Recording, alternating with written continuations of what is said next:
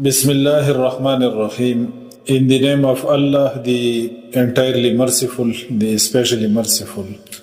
Last time we had started chapter number 5, logicality, the logical aspect of the issue.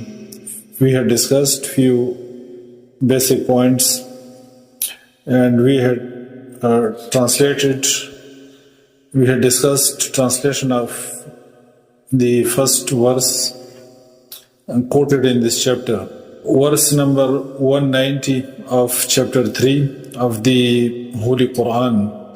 We had discussed that Quran, the last revelation upon the last prophet Muhammad, peace be upon him, doesn't lock the brains, doesn't restrict the brains, rather Quran opens the minds.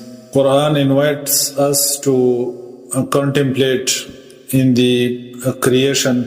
Quran encourages reasoning and Quran encourages reflection on the creation. The verse we had discussed was from chapter number 3, verse number 190. Allah Almighty says that indeed in the creation of the heavens and the earth and in the alternation of the night and day, there are signs for the people who reason, for the people of understanding. According to this verse, and the people who do not contemplate, they are not wise.